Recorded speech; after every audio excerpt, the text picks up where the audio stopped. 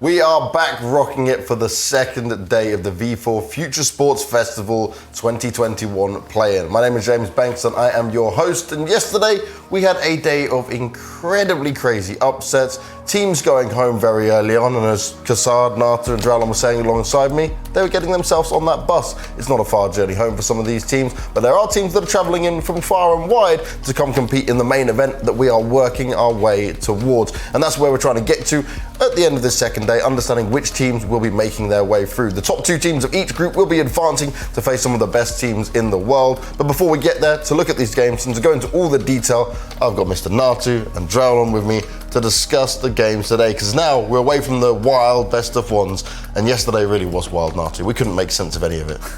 Yeah, for sure. I mean, if we look at the matchups that we got to ourselves today, these could easily be the losers' games, but they are actually the winners' games, which is cool. One of these, or two of the teams playing today will be advancing to that main event, which I think is pretty cool. And your boys are in it, Dralon. They have a chance. Yeah, they definitely do, and I think it's one of those games which is still winnable, right? The matchup, I think that they are quite happy with who they got going forward. It's a team which they have met with in the past, over different constellations of rosters, and if they play the veto correctly, I think they definitely can secure their spot in the main event. And this is what it comes down to, right? These teams are facing us off for a huge amount of prize pool for an event where they wouldn't often get an opportunity at it, right? We're looking at 150,000 euros there for the first place prize. Now, that's money not to shy away from. That's a lot of money these players can dream of getting, which is they often have to even try and get through qualifiers to even have a chance of making. Yeah, and of course, I think what's priceless is the experience. Especially if you get to the main event, you get to play one of the Gambits and the other teams there. Gambit's the other teams. That one's, gotta highlight one, gotta highlight Gambit. But you get the point. You get the experience to playing against better teams, and that's always important. That's the only way you can improve as a team, trying to move up the ladder. So I think that's also an important factor. And when we talk about moving up the ladder, right, these are the regions we're coming from. There is a lot of strong teams within these regions, right? But the step between where they are now and to going to the next stage, to being at your bigger events, say your ESLs, your Blasts, right, stuff like that, it's such a far journey for these teams to make, but this is the start of something for many of them. It's not even teams really, it's the players, I guess. So one of the things which always been cool at these V4 events is that you saw some of those breakout performances from players, which, maybe their team didn't make it as far as you would like it to, but you also saw this kind of, montage from them where it's like they certainly have the skill to maybe, make it out to one of those top events right now. Obviously not from this region, but last time we saw that all trade roster lifting the trophy, and then you just think back, players such as, Akor, Bobsky, they made it for Shush as well, they made it forward to these bigger teams after that. It got picked up, noticed by these large organizations, and it's kind of like your chance to prove yourself as a player. And when it comes to proving yourself, right, a lot of the teams stumble at the first hurdle, but the ones that have gone home that we saw yesterday, kind of a bit of a shame for them. The two Polish sides in Ego and Wisla Krakow, they're definitely not going to be over happy with what they managed to achieve there, especially like if you're looking at Ego, who we put as one of the favourites coming into this. Yeah, I mean, for me, definitely one of the teams that I expect to go through this part of the tournament, but I mean, they couldn't make it. They just didn't play well enough whatsoever, and that here we see the end results, what happened to them. Sinners, on the other hand, in that same group, did have a rough start to the tournament, but in the best of three, they showed that they have what it takes, right? And I feel like, once they are going to be playing the decider game, whoever is going to be facing them, they're not going to have a great time. Yeah, I feel like when it comes to Group A, Dralon, that that's a bit more, we can kind of understand who will potentially make it through. Like Nata was just saying, their Sinners still most likely to go. But on Group B, between Fiend, Hungary and Enterprise, really it is a coin flip. Like one of those teams won't make it, the other two will, but it could be any iteration of this. Definitely is, we talked yesterday about how it should have been a wipeout between Fiend and Team Hungary. Obviously the history is there. Fiend almost always beat this team, actually always have, so on a map like Mirage, which is your map as Fiend, you just don't lose that. You beat FaZe on it on LAN, you took big scalps on that map, and then you drop it against a Hungarian mix, which is best of one, understandable to an extent. You play with a stand-in, which also, gives them a bit of leeway, I guess, from a professional viewpoint, but you get into best of three territory here, and that is when you really have to show that, you are the better team. And when it comes to showing you're the better team, right, that's what we're coming to next on these best of threes. Because the best of ones, we talk about upsets and how it can go down. Yes. Some things can get missed off, you know. You might just feel not so comfortable, getting used to the LAN environment. Again, we spent so much time in this online world. So for a lot of teams, it's almost just getting readjusted to what was normal before. Yeah, for sure. I mean, who could have thought yesterday that ONYX was going to be upsetting against Sinners? Like, there was not a world. Someone did. Well, yeah. Someone definitely did. Yeah. Just lying, of course. Well, he was absolutely blatantly lying. You know, actually booking them a bus back home at the green room, in the green room, and then playing it cool here in front of the cameras. But yeah, realistically speaking, no one thought that would happen. I mean, it's pretty clear to say that it was an off game from Sinners. I don't think mentally they were 100% there. The early signs were not great. They were trying to do a lot of weird aggressive pushes on the CT side of Inferno, and then once it started to spiral out of control, they kind of left themselves too steep of a hill to climb, and they just couldn't manage to make it. So yeah, I mean, this now then gives ONYX a great opportunity here to potentially make it out of the group. Yeah, I think this is the point where we get into the best of three territory. Well, each of these remaining teams has like that one player who's like super experienced on LAN. You know, we see the Serbian guys, we see Oscar, and they're the ones who have to like guide their team through this day. Now, when it comes to what we saw right from Sinners yesterday, I felt like actually them losing that first map was probably a positive thing. It's like a kick in the right direction, you know, coming with the mentality that like, oh, okay, we've got this, you know, we're one of the favourite teams in here. And then it's like, yeah, you've done really well when we look at the RMR and we look at Pro League and stuff like that. But remember, when you come back down to this level, it can get a bit dicey, it can get a bit scrappy. You have to get used to a very unorthodox style of play compared to the traditional like Counter-Strike that we love to see. Yeah, it's more mental than it is anything else, really. I mean, once you get to taste playing against like some of the best, if not the best teams, it can be tough for players to focus in the same way when they do play against teams that are a tier or two below. But that's no excuse. Like, absolutely isn't zero excuse. It's just something that the players do need to be able to handle. And every time they go on a server, they need to be able to play their 100%. Exactly, you got to give it your all from start to finish. Now, our first game coming up is going to be ONYX taking on ESUBA, but I want to actually start with the Enterprise taking on Hungary matchup, just to look at that in a little bit, because Hungary, previously Budapest 5, have come in as a mixed team now as such, right? No organisation back in, certainly players that know each other. But Drowlon, they are on home soil, they've got this almost dream run, they're one best of three away where they can make it to the main event here. This is like the absolute perfect scenario for these guys, right? Especially with the matchup they've now been given. Definitely, you know, I think like this is the point where, you know, if they make it through, you can be a bit sorry that there's the crowd there to support them for the playoffs, you know. But in the end, I really like what I saw from them on Mirage. You know, I expected them to be a lot more puggy, a lot more straightforward. You know, but actually it was a very nice teamwork on the B side. You know, we saw that Coolio and Corey composition absolutely locking down the side, Fleeve on the up, sailing from A to B, always showing up in time where he needed to be. So that's pretty much a very good indication that the teamwork is certainly there. You know, this fluctuation between the sides, and I think it's a very good sign moving forward. Yeah, for me it does feel like the T sides could be an issue. Obviously, I'm taking this with a very limited sample size of one map. The T side was not great. The CT side was great. They had good reads. They were stacking bomb side correctly. They were playing for information. Like, good signs there that they understand like the basic stuff that you need to do to put yourself in good position. All at the same time, Fiend not having the greatest day on the T side either, right? They were kind of making it pretty easy also for Team Hungary. But hey, nothing away. They took the W, and that's all that matters. Now they have their chance to make it all the way into the playoffs.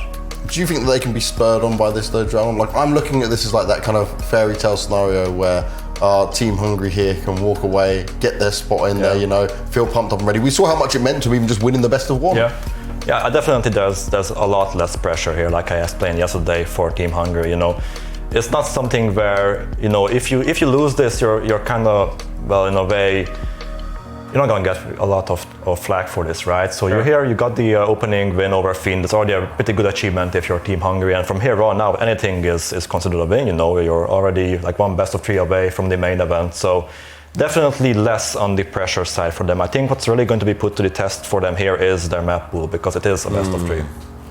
map pool is always a difficult one, right? Especially when you've played against many of these teams over and over again, they start to feel you out. You maybe not be able to surprise them in some way. But it is our matchup becoming second today, so we're going to start looking at our first opening game now. Kassad's not on the desk for this one. He's going to be sat there watching, praying, holding his hands together.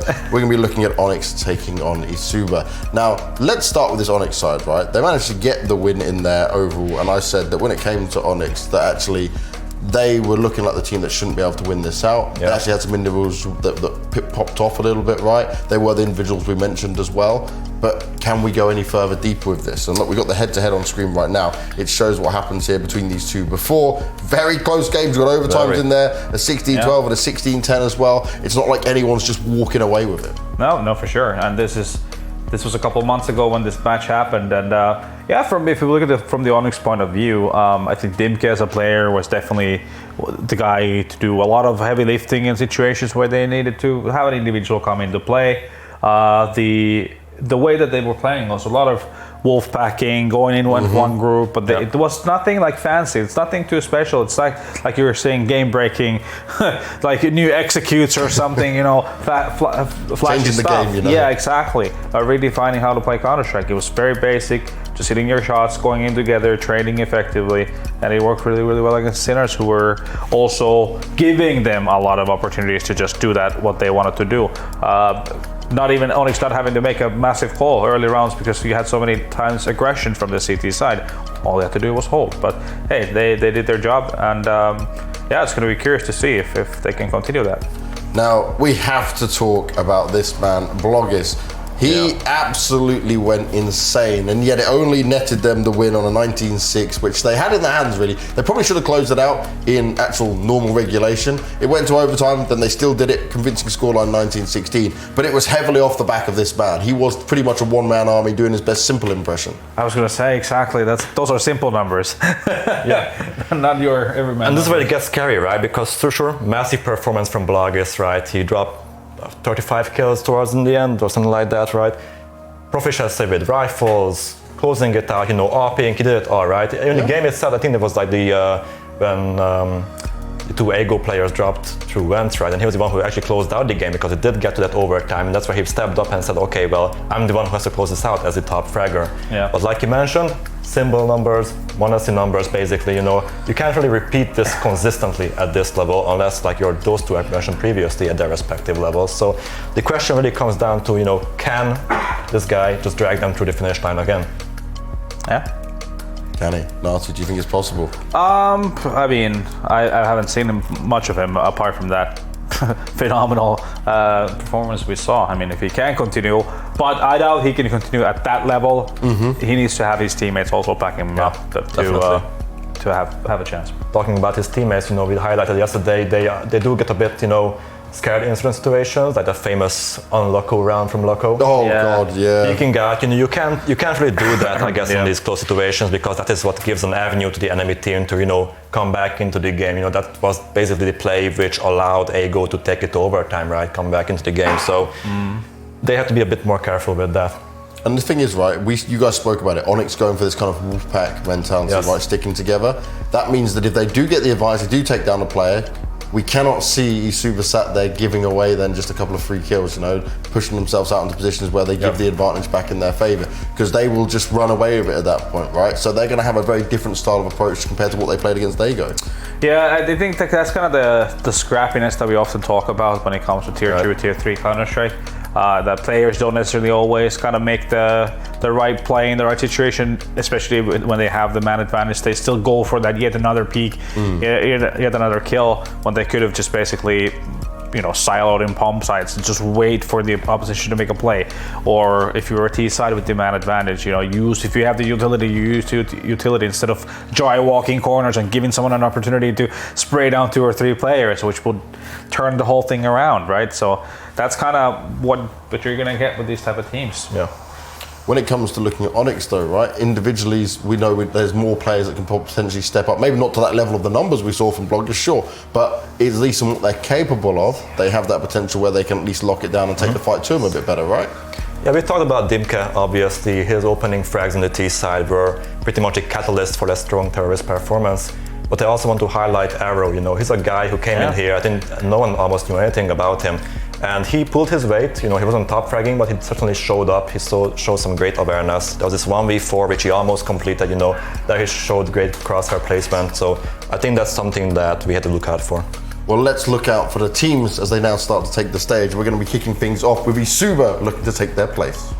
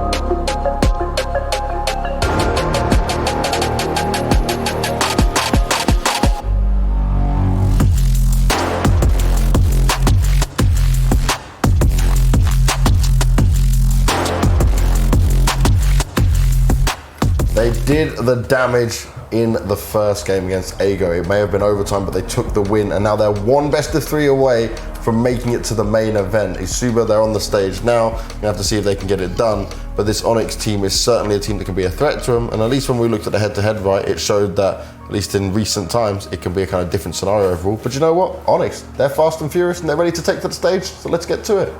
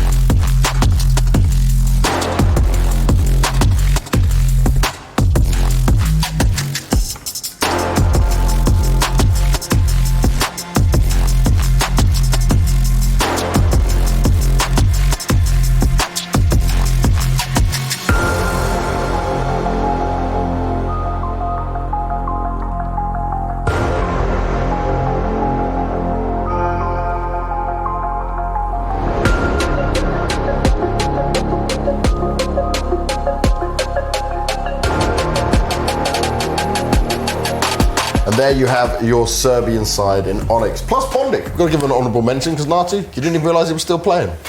Yeah. I'm just going to keep throwing you under the bus for that. Yeah, exactly. I already had the bus ready.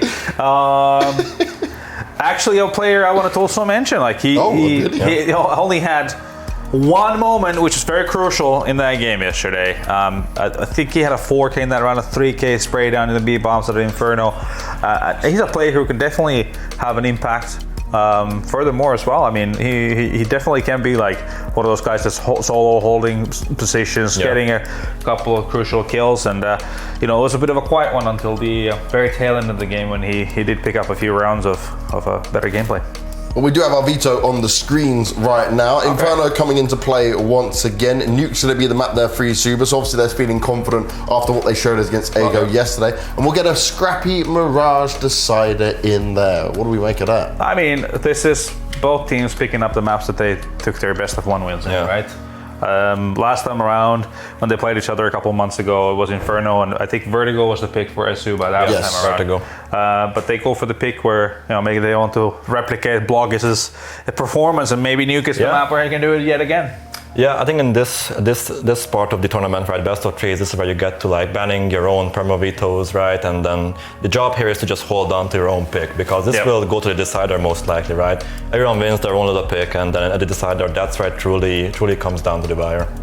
Is there a world where they don't just win their own picks though? Can you see some magic happening where we might be going for a 2-0 here, someone just pops off and they really shut it down? Is there some hype moments we'll be looking for where one player goes, wait a second, no, I'm taking it now, I'm going straight to that main event? Right, so Inferno should be pretty comfortably an ONYX win, right? We saw what they could do there yesterday, some great performance, and then Nuke, I don't have that much confidence for ONYX there. Obviously, like a 20% win rate over the past 3 months, not a map which they really enjoy playing, I guess. So I believe like both picks will be won pretty comfortably by their respective teams, and then Mirage will see a bit of a brawl. In before they both win each other's maps, and then we go. Yeah, OG style, yeah. So just like everything goes out the window. Well, look, we got our predictions on there, and well, poor Dweg is the only one repping out for the ONYX boys. Dweg, I know you can't really talk to us right now. Do you want to give me like a reason why, and I'll just pass it back to the stream? Just the best here. Best here? Okay. Well, bloody hell. And we put them on camera as well. We might as well just go with Jay and Dweg now. They seem ready for it, you know. Why not? Am I allowed to do that production? I guess so. I guess we will do, indeed, yes. The first best of 3 of the day, and a very important one. Well, might not be the teams that we expected to see here in the winner's stage. Most certainly a grudge match from the IOC, Dweg. And I'm excited to see how well this one will go, because we've got very different maps in the pool by comparison to that online contest. Yeah, for sure we do. Knowing that Vertigo's not there and Nuke is, at least we've seen both these teams in the BO1s on that map. The one aspect I'm looking at straight away is, yeah, Bloggers had a great performance yesterday. 45 kills on the BO1 is insane. However, look at Savannah. He put up 16 frags. Look at Petchin. He put up 15 frags. Is it just a one-man army again? We'll have to wait and see. I think it'll be the difference maker, though. I feel like that's probably going to be strong enough to get them through at least their map pick at this one. I have a lot more faith now that I've seen the veto itself, because you take a look at that Nuke, and that's being the big outlier when you compare to the last best of 3s, and that's a really, really solid map for ESUBA. Yep. Not as amazing for the boys over on ONYX by comparison. No, they've only won it 2 times out of 10 in the last 3 months on HLTV. It's not a map that they like very much at all. Unfortunately for them, in this veto, they always insta-ban overpass. There was no way they could have got Nuke out of there.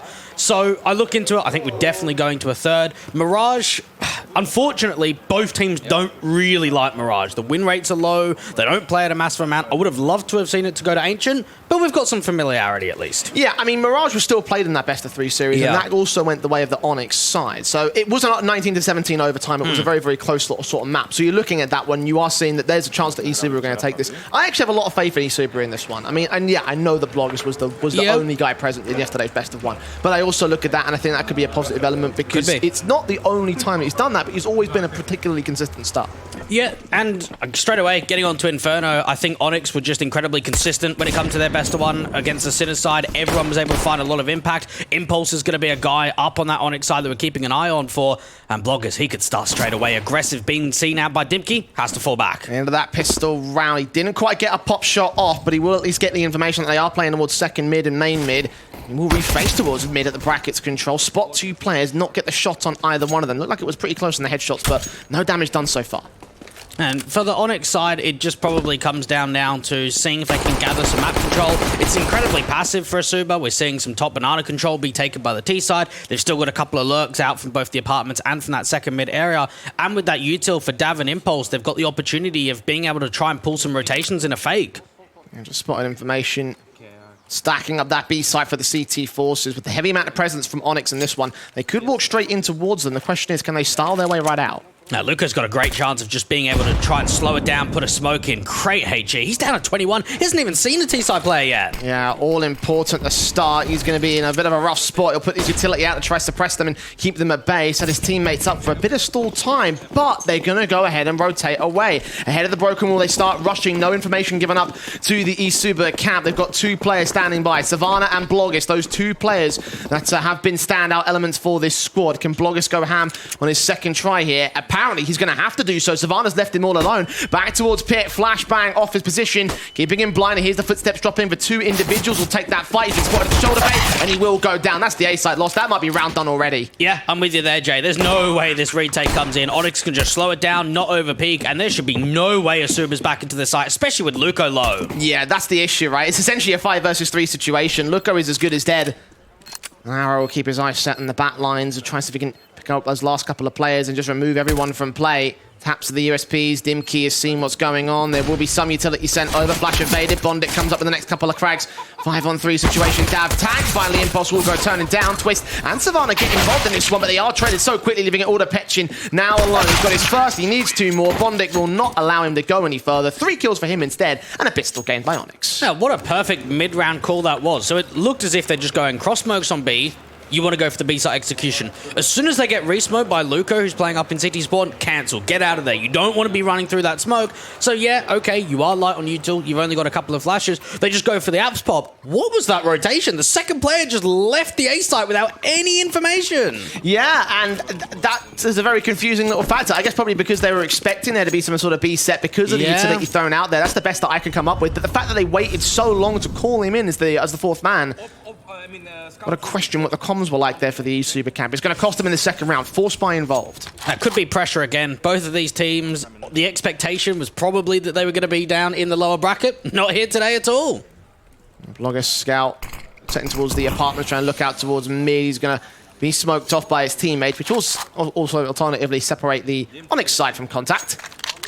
So pretty decent basis in terms of where the utility gets played. Might not stop the app spot though. Dimkey first man out with the Mac 10 will check mini pit and main pit. See at least 2 players. Burst Fire and Savannah gets that kill pretty effectively. Should also find Luco all the same. The scout left out to the backlines. Blogger should get overwhelmed. Impulse gets credited with that kill. And yeah, standard anti-eco in from the ONYX camp. Now, ONYX always seemed fiery in the early start of a lot of their games. Think back to what happened yesterday against that Sinners side, Jay. They were up 7-0 on that T side of this Inferno map when they played that best of 1. They led from example. They were able to really strike and create a lot of opportunities early on. ESUBA don't want that happening to them. No, absolutely not. 2-0 for now. We should just hold on to the Kevlar most importantly here for Twist and Petchin. We look at the full eco in the next round. So the Deagle and the SMG should allow a little bit more firepower for them, but it's a pretty standard start from the ONYX camp, getting that pistol pretty nicely done. Their A executions have been pretty on point, and if those B fakes are anything to go by, then there might be a lot more complexity to this matchup. And when we have a look at the last 3 months for ONYX on Inferno, it's Impulse on an average of a 1.20 rating. And if we maybe have a look at a star player for ESUBA, like we saw from yesterday, Bloggers, he's only on average a 1.11 rating. So if we look at the head-to-head in this specific map of Inferno, you'd have to imagine that in AWP v AWP battles, or at least just AWP impact over the course of this entire map, it should be Impulse leading by the front.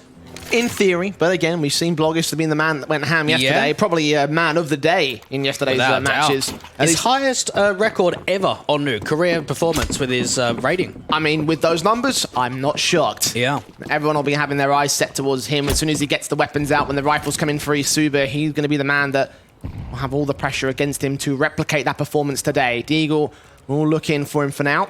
It's Impulse. AK trying to mark him off. Expect there to be some sort of peek back, but so far there's very little coming in. There's tags up against Dimkey instead. Molotov's out. Twist SMG will face up. We'll get that kill. Galil burst up, and Petchin turns the Deagle around, so they're not even going to need Bloggers. It's Twist and Petchin that open up the 5v3. I'm pretty sure ESUBA did this out on Nuke, where they had an eco, but it was exactly them down 0-2 when they strike back, and even Bloggers drops this bomb. What an eco. This is coming out for ESUBA. Impulse has got to win a 1v5. Just try and see if any more get created. It doesn't happen at all. 2 AKs and 2 Galils being saved. What a round by ESUBA. Jesus Christ. That was unbelievably quickly and well done in general there. High pressure environment with those Deagles being so up close, especially the player in the boiler position. That was Bloggis, in fact. And all 5 alive, like you mentioned. 4 rifles saved for free. They don't even need to invest. Twist can still rock the SMG. They basically get a free rifle round. Yeah, they do. And ESUBA now is an opportunity to start creating more. Make sure you try and convert this 4th round, turn it into a streak, wreck that economy, and start putting pressure on towards this banana position. Now, if they watch back with that best of 1 that ONYX played yesterday, ONYX were not interested in early banana control at all on T side. Yeah, and they're just playing out towards the mid control as a result of this. Did try and play it in the pistol round. Instead, the CTs will force forward, the guns come out. Blind sprays from Dav, expecting that as well, but the crosshair placement and the general angle of the bullets will spray towards Woodstack and not to the corner, not towards the CT side players that are out there. They'll continue that mid and brackets take. The bomb was with Bondic for a moment. Left it out towards mid for someone else to pick it up. Yeah, Bloggers has got to be careful with how far he overextends with this angle, knowing that the CTs are playing quite passive up on A with Luco. Petchin there to be that rotator on towards a long position and over to B if need be. Savannah getting forced out. That's a great molly by Dav. Yeah, lovely done. Rag on with the AK to remove one of the AKs from the CT side, and given the firepower of those rifles, given that those will be the two players be watching have the impact in this round, it's a big start for the ONYX side. 40 seconds. Now rotate out towards that A site again. I've got the other AK to deal with, but Luco will be that first contact player in towards Long. Bloggers out towards Apps, and Bondic will get spotted. That's a kill, almost a second kill. Arrow there to remove him from play. Dav is heavily tagged up, and Bloggers can finally finish off that job. Flashbang back over, needs to get back up in from the mid position. He's going to get pincered in by all sides, but fortunately, the teammates have gotten here to bail him out. Dimkey to 4, 3 on 2 for the defensive forces. They are definitely on for this retake, and his impulse falls. It's all Arrow, the new blood, and he can't stand there for much longer. He will get taken down. Twist ends up with his own triple. Bloggers with a double, and a second round for ESUBA. It was a good distraction play for Bloggers because he's not really peeking up a crazy amount, so he's not showing himself to be exposed. And with that, notice Dimkey, he's the one on the site that's just aggressing forward. He doesn't even clear that short position, look out to that right-hand side, just because he's so focused on trying to get the kill out to Mini Pit that the rotations can just come in, and that's a freebie onto Dimkey, and from there, that's a man advantage, and Twist opens up with a couple of kills towards the end of the round. ESUBA making a couple in a row. A tactical timeout I just saw getting called there by the ONYX camp. They have gained the early start, but ESUBA chiming right back in with the rifle round. And now getting 3 AKs as opposed to just the 2 that they had in the last one. A lot of upgrades being gained for them. And remember as well, ONYX got the start in that one. They took away one of the important players with the AKs involved, and they still couldn't convert it. Yeah, it comes down to a pretty good defensive and how fast the CTs are able to get there in time up on that short side in from brackets. And knowing how limited the upgrade really is on this eco, you start thinking to yourself, are we going to have a repeat of round 3 of what ESUBA did to ONYX, except for ONYX to do it to ESUBA? It's a good question. We've got some TeamSpeak issues over from the ONYX side, so we'll take a moment to fix those up as the tactical goes to a technical pause. Of course, communication is key at this stage, Dwayne, and they definitely need to focus fire on this one because ONYX know that they probably are up against an ESUBA who are trained and ready for this matchup. As we mentioned before, the IOC match that we have between these two squads, that was an elimination game. ESUBA now could do the similar effect onto the ONYX camp by making their own way up into the main tournament. This best of 3 is prime position for them to take some sweet revenge. Yeah, even though that series was close, I don't really know how much we can take from it, just because the environment was completely different. It's 2 months ago, it wasn't that recent, and it was online to now on LAN. We've got a different player in from ONYX, the arrows come in for JR, so you can look at it in the past and say, all right, it was pretty close, it was pretty competitive. Will it be the same outcome? That is going to be what we're focusing on today. Well, 2-2 right now, so no signs will point either way at this stage, but that will certainly change. AK dropped in spawn, of course. The chicken wants it. I think the CTs are going to get it instead, so sorry, mate. No chance for you. Set in again with all those rifles. The 2 M4's brought down. Yet to see an AWP in this early game. The economy doesn't quite manage it. Bloggers could buy it down. He's on 7 grand. He's going to rock with the AKs for now and just play these ones out against the eco pistols, the upgrades on the Deagles, the P250, the Glock. Not a lot to work with here for ONYX. Yeah, if you can, you probably only want to get that AWP out when economical damage has been done to you. For now, take these rounds as a bonus, start really farming up that economy, and then if a player drops, okay, that opens up an opportunity for one person not to have a weapon. I'll get the AWP in and I'll chuck that rifle over. ONYX just trying to see if they can spread out, see if they can find some impact with these few Deagles. They've got some HEs as well, so nades set out to pit, perhaps? It's a possibility, honestly. 2 HEs could land on Luco, and that probably removes him from the round itself, but the damage being done ahead of the contact behind those smokes, they will put those nades out to his position, but Bloggers is there to take those 2 individuals out of play. Impulse does find one responsive, but Twist and Luco are there for the trades. Easy pickings for them.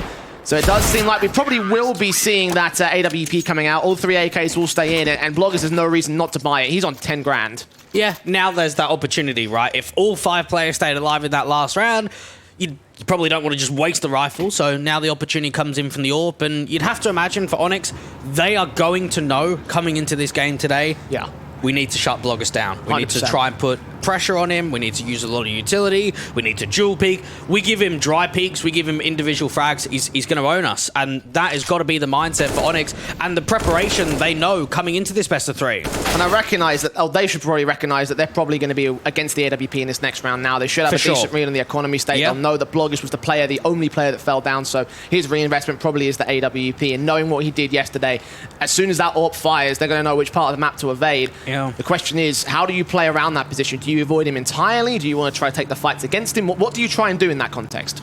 Well, I guess you probably have to have two different protocols in place. The first one has got to be, okay, do we just want to evade the orb? Do we want to start running into the rifles instead? Or, okay, if we know that he's playing Boiler early round, we know he's playing top Nana, okay, use that utility, get those nade stacks out, get those incendiaries forward, try and see if they can force him away, try and put pressure on. They might even take the approach of aggression and say, we want to make the AWP uncomfortable. Possibilities are endless here for this side. And technically, ONYX could be considered the quote-unquote better team to a certain extent. Without doubt they are. Depends on how you look at things. There isn't a question. Yeah. Look at the performances, not only yesterday, but the tournaments they're playing in. It's only ESUBA locally that's finding a lot of success. When you have a look at them against higher-end competition, they have struggled. You're the expert, so you definitely have a right of opinion to supersede what I'm trying to say. You are right, though. ONYX have had the better positions. Right now, the better position favours ESUBA. 3-2 on the board. We get right back into the matchup again. AWP set towards Banana this time. I don't believe we saw a mass amount of the Inferno from the ESUBA campus of late. So seeing him placed up in this position behind that stack, hoping that there is some sort of peeking from the T sideline. It's passive from ONYX, though. They're happy to sit pretty. Re-smokes on from the CTs will block off vision for the AWP, but it also means ONYX can't make progress. Yeah, they've only played it twice in the last 3 months, and they've never got a win on it. At least both of their results on Inferno were relatively close and competitive, so there is something to be happy about. ONYX now starting to put some pressure in towards his brackets position. Up on the short side, there is Luco playing back at that mini pit position, crossfiring with Savannah. ONYX have got a lot of map presence to work with. Established there at this stage, they can walk up short brackets. Potentially push ahead with that smoke now that it's cleared away and challenge Bloggers directly, but the Banana control is going to be the easiest thing to take. It's only Twist back here. The four-man contact stack towards A. Molotovs might force Bloggers to rotate back to position, but Twist is only seeing the utility. He has no info to the players pushing up, so they're going to stick pretty and get ready for the A execute. Yeah, Bloggers got to get flashed off angle. This is a motor smoke being lined up. Actually, it's some long smokes instead. All shoulder bait. Bloggers knows there's a player close. He actually body blocks the smoke instead. So now they know the info to the T side, but the CTs are cleaning house. Luco and Petchin with the latest couple of kills. Impulse and Dav have fallen, but Bloggers has fallen in turn. So 3-on-3. Petchin's seen the bomb. It's still dropped out towards brackets. Now they've got everything to play with. Savannah has to hold on, though, and both him and Petchin drop. So Twist is left alone. Unbelievable trades coming out from that T side. Really recovering the situation. And Dimke's able to get that bomb, get it back to the site. This is a difficult clutch for Twist. Oh, they are running out of time, but they'll get that bomb down in time. So Twist has arrow low. Spotty Dimke turns around the double and turns around the round. Big clutch for him as the fourth round goes to the board of ESUBA. Yeah, excellent stuff coming out from Twist, and he's really led from the front in this early stage of Inferno. 9 kills, 1 death, a beautiful 1v2 coming out right there. And for ONYX, even though the trading was so on point, they lost a couple of opening advantages, they dealt with that AWP and the arch smoke. It looked as if they were really combining into the site. The problem was they got individually split up, and Twist, I mean, he walked through the moto smoke. You can't expect that. Yeah, I don't know if they were caught looking the wrong way or anything, but it just felt like that first kill especially was too easy. Yeah, I think Dimke was looking out towards short control. I can't quite tell from my angle. Either way, 2 frags for the man, and ONYX fall apart. Now they fall down to the pistols once again. And ESUBA have definitely posted up a solid early game. They lost the pistol conversions, but the guns came out. The hard eco came back for them. They turn those upgrade pistols into success, and they're on 4 on the trot.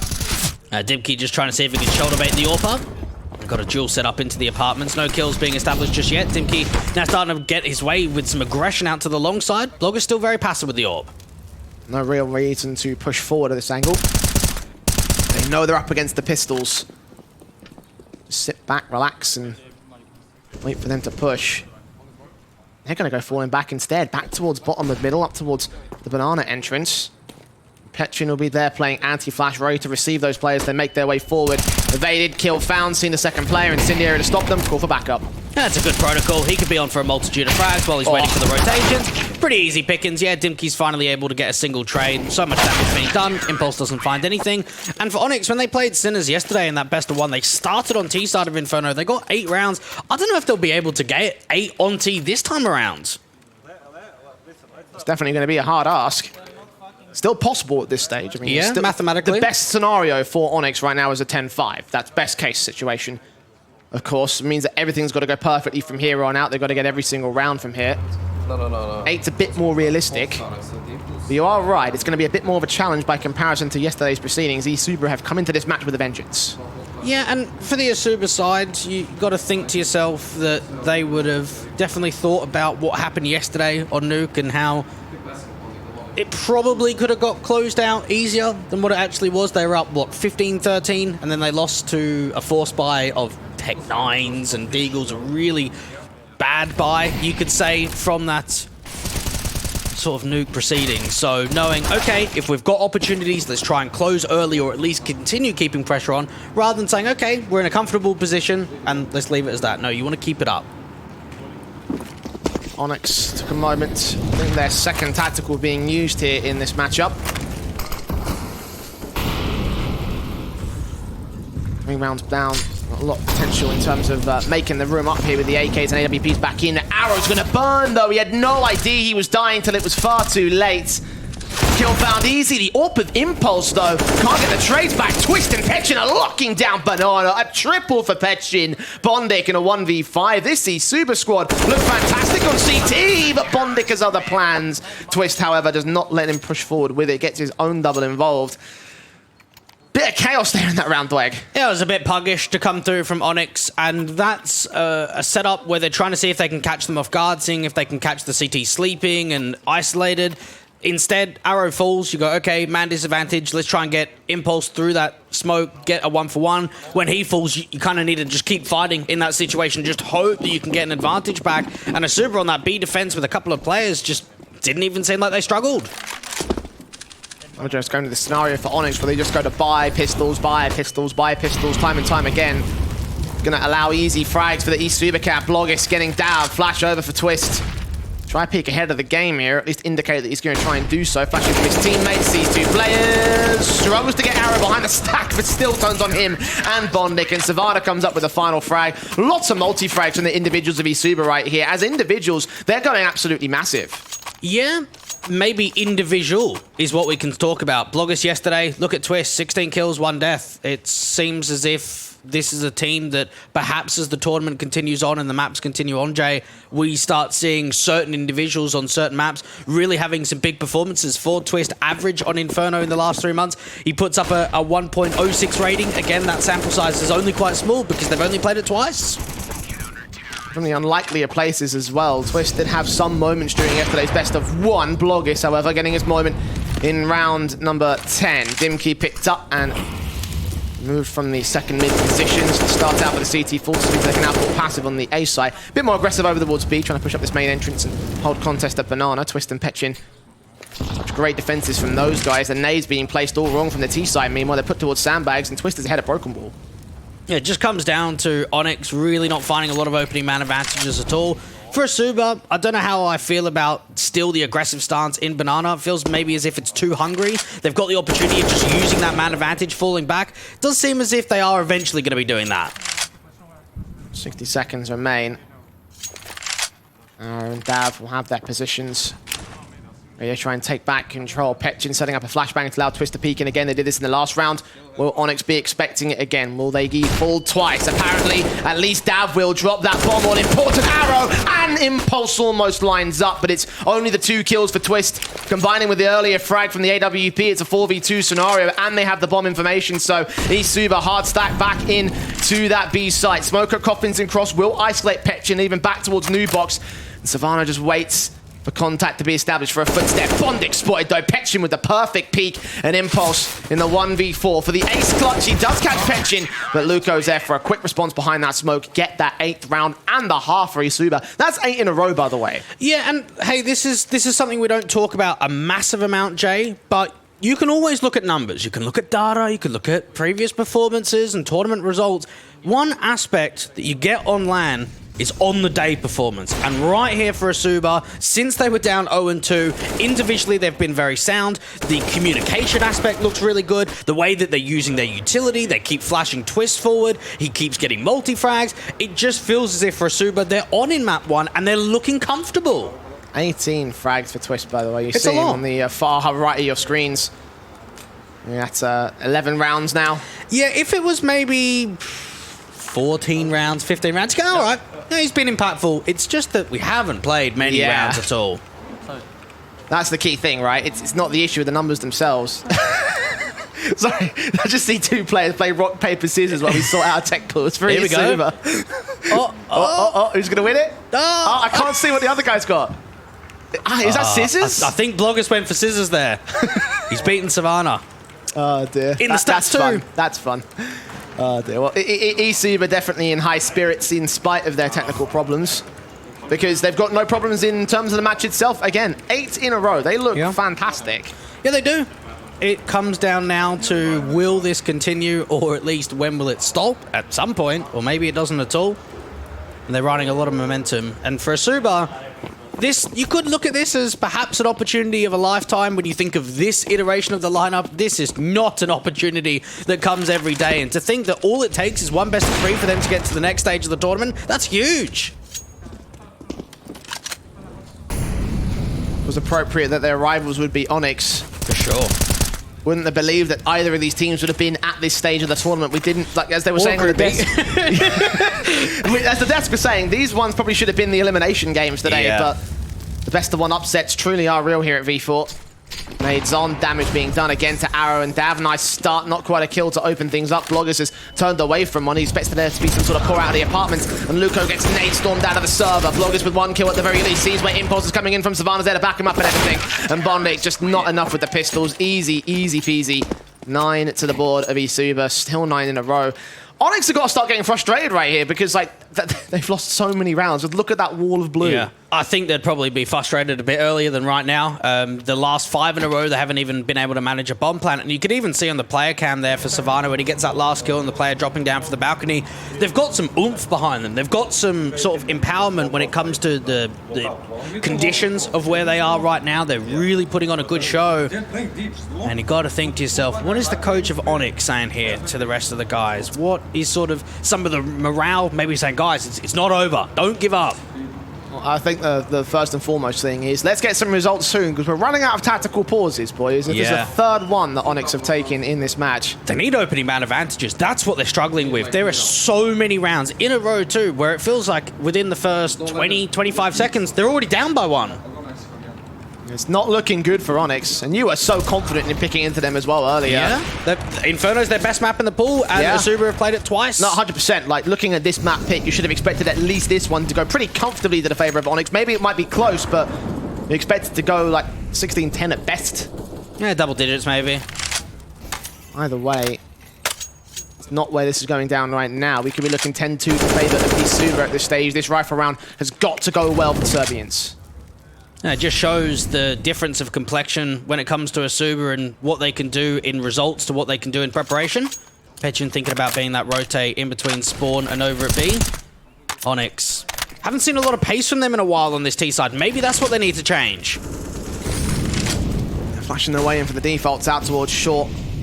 Playing in the mid control, trying to take brackets, and there's 4 players to deal with. None of them are post-up aggressive. They're back in the back lines of the site. 1 player towards Archers. Petchin's going to be that first contact in the mid. He's going to see 3. Bad idea to peek ahead of it. Savannah blind spray is also going to cost him as Dav finds him all the same through the smoke. 2-man advantage for ESUBA. They are tagged heavily, and they're going to wrap the B site. There's only Bloggers here with his AWP. He's been spotted by Dav at the first cross, and now backup's got to get here, but Impulse is covering off Twist, removes him. Now Bloggers and Luco completely isolated from each other. Whoever they go to hit, they've got to do it all on their own. Yeah, what an excellent round this has been from ONYX so far, just slowing it down, baiting rotations, baiting mistakes, and for Luco, this just isn't going to happen. 2 players detected. No, Bondic had his eyes set towards Boiler, the veteran. Gets rid of the only individual that could defend the A site, so 4 casualties taken, all by ESUBA, no trades. Bloggers has got no choice but to save. And fortunately for them, they've got a lot of cash, so it won't affect the economy too much. But for ONYX, the important thing is breaking that round streak and getting their 3rd to the board. Experience could be a factor as this series progresses on. For the ESUBA side, the oldest player they've got is Petchin at 23, where for ONYX, they've got 3 players that are 28 or older. So you have a look at that and you think how long their careers have been, how many LAN events they've played too. And that one right there for ONYX, it just comes down to applying pressure out in that long position. We see some overextensions from the CTs. Dav's able to get one of those kills through the smoke. And then 5v3, slow it down. They get their way deep in towards CT spawn. Even Impulse is the one with the bomb. He's just sitting there in Arch. He's waiting for that mistake. And ESUBA, they're making so much noise. Yeah, they absolutely are. Both literally and figuratively here in this matchup. Yeah. Again, their round streak is broken. ONYX now have a window into this matchup. AWP staying in for Bloggers as you would expect. And just look how strong the economy is, even post-buy for ESUBA. They've still got 2 players on 10 grand or more. And the lowest they have is $4,800 on Petchin. So a lot of cash to play with for these boys.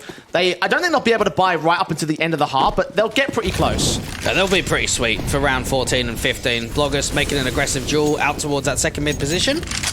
Not much at all being found. ONYX, ooh, that was an opportunity there. Damage being done, but so does that HE. It's actually the ESUBA side that come out better for it. Arrow and Impulse down to 52 and 44, Luco down to 41, so technically a kill being found in HP numbers against the ONYX side, as Luco can remain in play. Bloggers waiting with the AWP to remove one of the high HP players. It's Twist that finds one out towards Banana. Shoulder bait attempted, and Bloggers just holds strong, does not get faked out. Dimkey could also fall to Savannah, has no idea he's in Boiler. What a responsive from ESUBA. Just got caught off guard, didn't they? That one there, yeah, you're trying to shoulder bait the Orpha, need to peek together. Arrow eventually finds one pick towards the top of Banana, but it's not enough. 2v4 situation, not winnable at all. ESUBA could just play the time, play the man advantage. There should be no way back in here for ONYX. All important.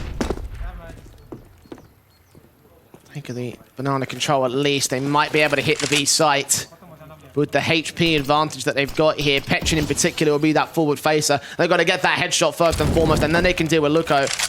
Molotov towards Coffins, not towards Dark. That would have been placed better. That nade also could have been placed better, but they're just working with such little information. They haven't got a choice but to place utility and hope for the best.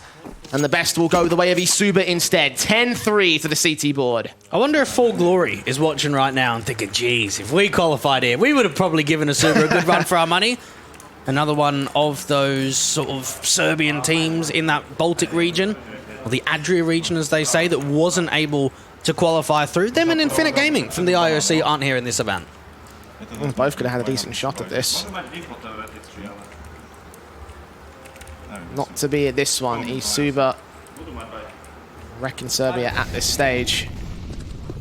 There's got to be some sort of change up relatively soon here. ONYX, yeah, they found that one good round. It felt like finally they're going to break the streak. Now is going to be their game. And immediately, just the confidence returns for ESUBA. And what is the difference they've got to do? What is the thing that they've got to change up in this form?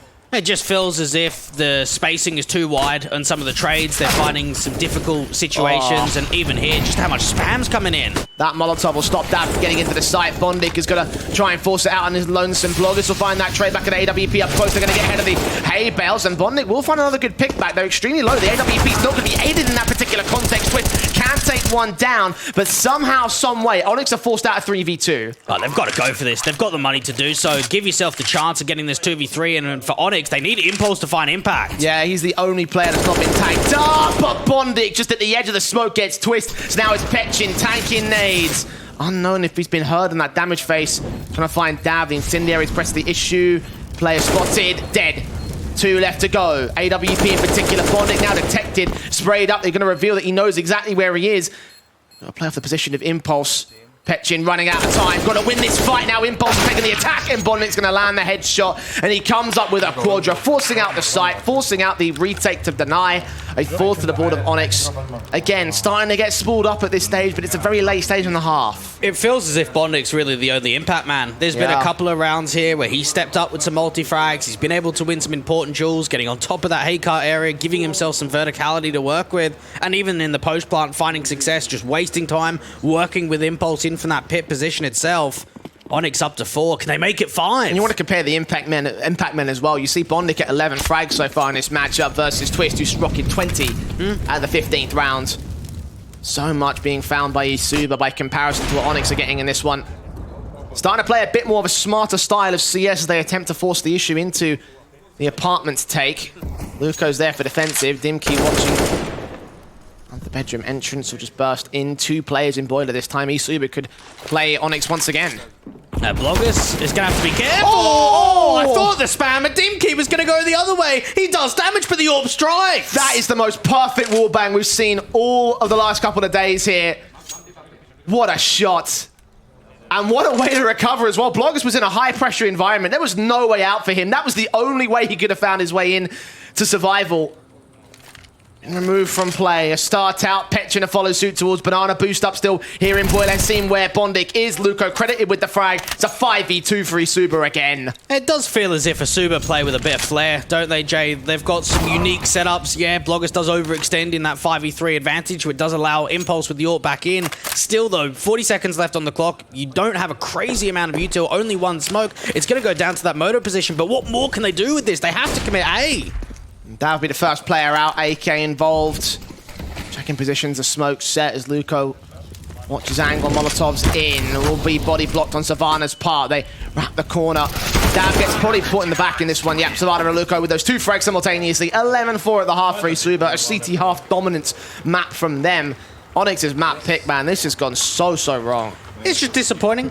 Is how I want to put it for ONYX. I expected a lot more from some of the veteran players too. Dimki didn't find a lot of impact. Impulse didn't either. Whether the change of half is going to be able to bring that. Something that really impressed me against Sinners yesterday in that best of one from ONYX was how comfortable Arrow looked on the B side, on that CT side with the defensive hold. The problem is you're down 4-11. You don't have a lot of breathing room. And for a map as well that ESUBA don't play. Yeah. Like, true. They went down 16-12 against ONYX during the IOC matchup. Yes. So this one probably should have been one of the more confident sort of maps, I guess. For sure. Right now, it's not quite looking out that way. ONYX have got a lot of work to do if they want to bring this back. ESUBA in a very heavy lead as we go into the pistol of the second half. And the only thing you've got to hope for here is that the CT half of the ONYX side is just as dominant as it was here for ESUBA. Julie's in for Arrow. USP's across the board. Glock's out across the board for the T side line. No utility except for Luco as the double flash and smoke, but that's the only set that they've got. It could just be that contact in, take the face on to Dimki, and then just explode up into the A site. Rotations are going to be slow because no one's deep in CT.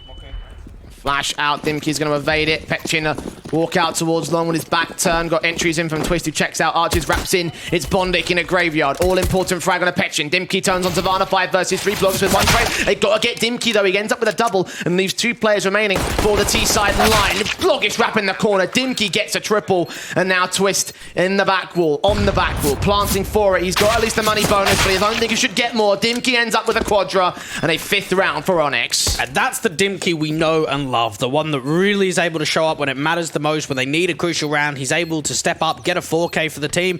They do let the bomb go down, so that does open up the opportunity for ESUBA to force up, get those Galils forward, really try and get those rifles out early. ONYX, 2 for 2 in pistols. That they are.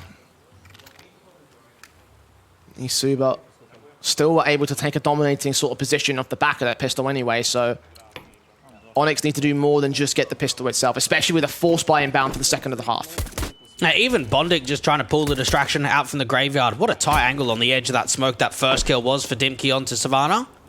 ESUBA, they would love to bounce back incredibly quickly, and this could be the perfect round to do so. They're set up in this stairs position, expecting there to be some sort of aggressive face in the CT forces. ESUBA trying to bait in a mistake. The scout of Blogger's a bit tentative to peek in towards this arch position at the banana entrance. It's smoked off, so they could still cross. They're trying to give away very little information, and again, they're trying to hope that Dav goes overly aggressive in this position.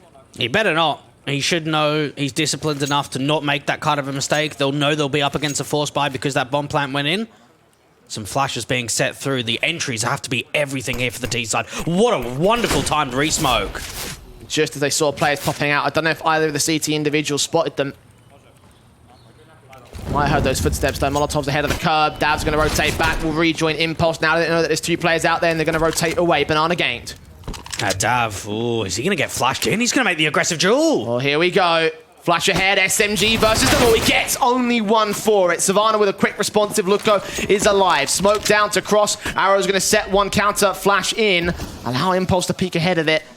The counter flash comes back from the T side as well. They haven't seen the player over at Fountain, so Savannah's going to eventually catch and adjust against the man. So 4 versus 3, ESUBA have the B sites. The youngster of Savannah's having a great round. Couple of important kills being found, and this retake is going to be tough for ONYX. Open towards Coffins. Arrow will start to lean in. Bloggers has got these scouts set onto his position. Can't quite connect that shot. We'll look out towards CT instead. Spot 1 M4 and the FAMAS as well. Just shoulder baiting to bait in further shots. Flashed out towards the back of the new box as the player over towards Coffins gets engaged. Twist takes him out. Dimkey and Bondik do combine against Nade, so Twist will fall to Dimkey, but Blog is there with the scout responsive, now knows exactly where Bondik is coming from. 1 versus 3 for this FAMAS, and really no time to get the defuse. The T's will try and escape with their lives, but if they go out with the bomb, they won't be too fast, and it's still a whiffed, very awkward spray towards Blog. It's Luco with the trade, and it's a round stolen by ESUBA again. And what's got to be frustrating there for ONYX is they didn't do a lot wrong. They flash over high towards that top banana position, they get Dav in for a 1-for-1. Even the anchor player up onto the B side of Impulse, he's playing anti-flash. As soon as he turns back to Fountain, instantly that flash pop, he gets awkward timing, he's completely blind, rotations come in slow. Yeah, there's some whiff shots out from that SMG from the Coffins line of Arrow. ESUBA, it came down to Savannah hitting some fantastic kills with that Galil. Yeah, and that's again the round stolen. Exactly what they did in their eco basis on the CT side. Is it exactly the same? Because it wasn't the force buy, but it was the eco. Almost exactly At the least same. they've stolen it. Yeah, that's the bottom line. And much earlier, too. Arrow, however, wants to steal back at the SMG.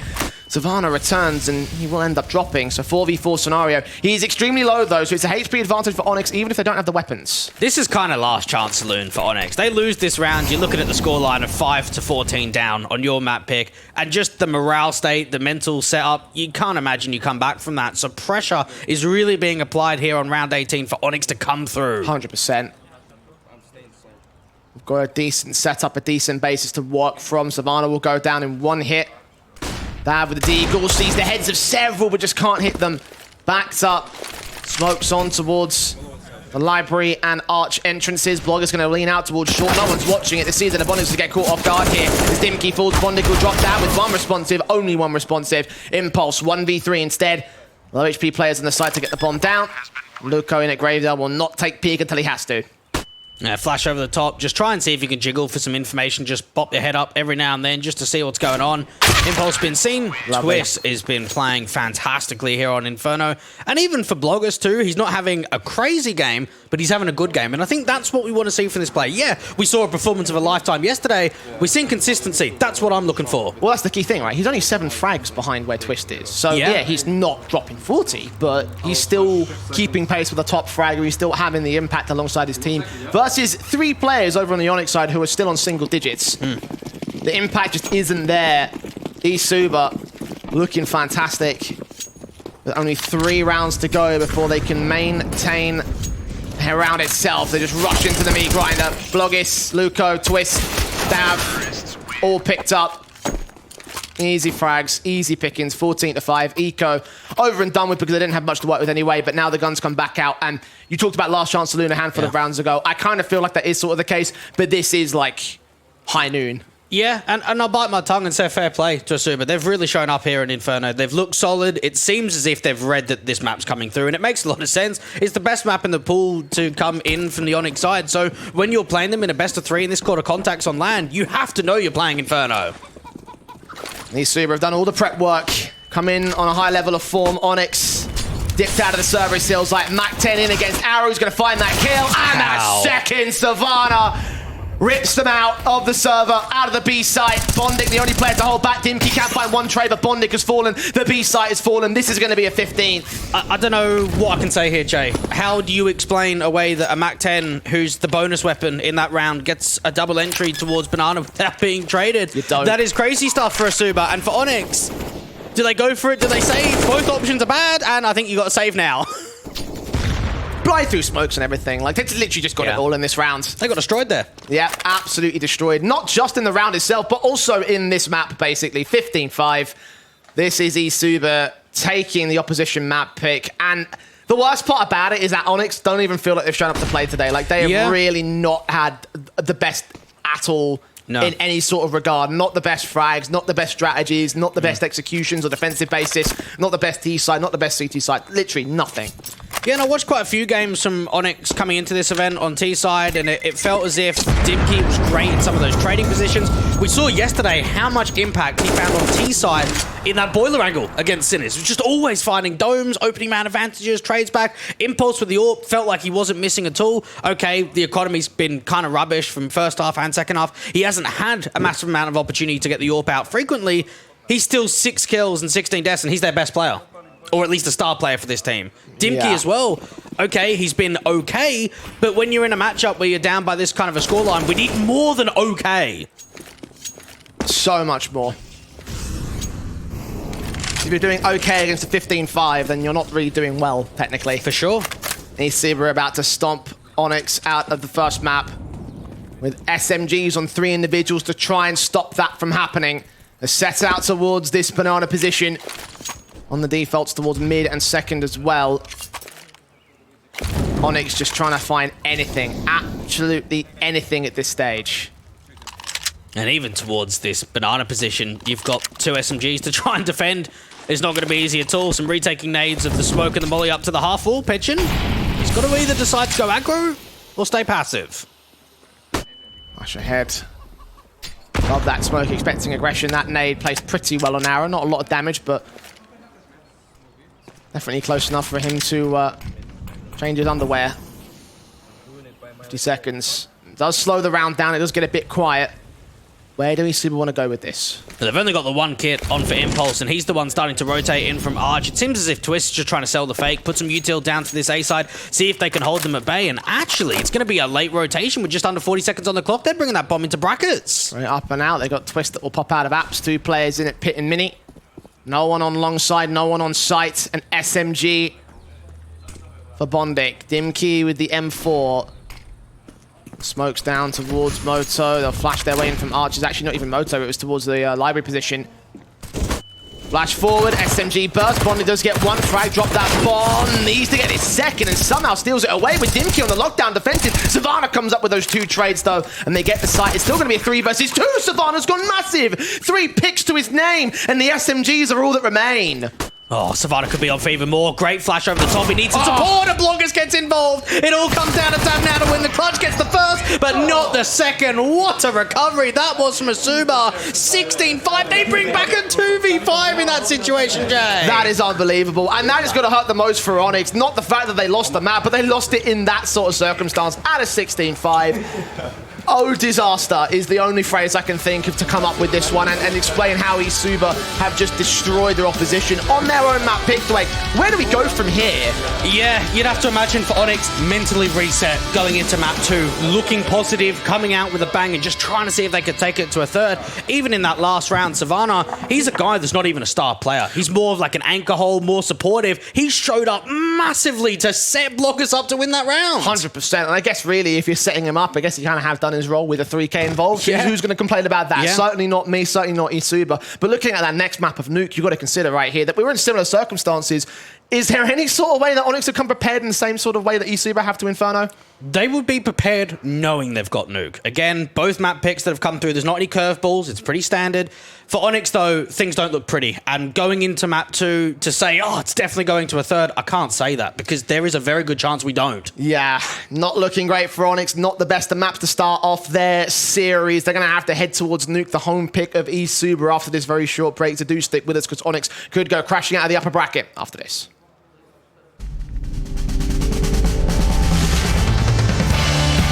And I love you like no one ever loved anyone before. And I love you like no one ever loved anyone before.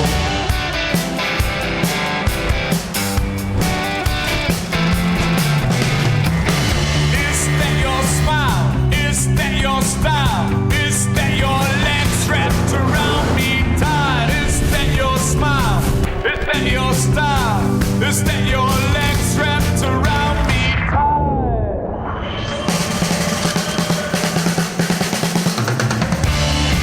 and I love you like no one ever loved anyone before.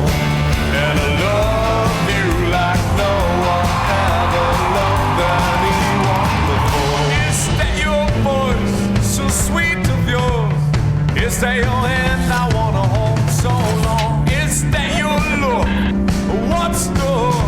I can only say that this is so good. Is that your smile? Is that your style? Is that your legs wrapped around me tight? And I love you like no one ever loved anyone before. And I love you like no one ever loved anyone before. And I love you like no one ever loved anyone before. And I love you like no one ever loved anyone before. I know, yes I know.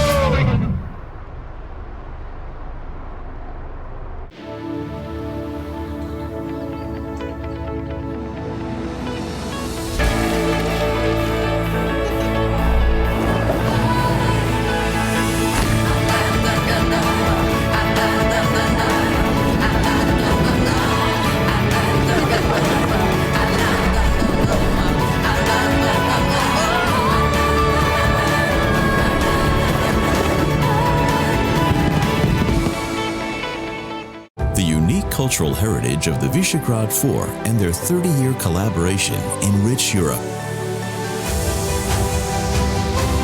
The past year and a half has produced unprecedented challenges, which we have faced by helping each other. Europe and the world are entering a new era, and the Visegrad countries are joining forces to shape the continent's future. Recharging Europe.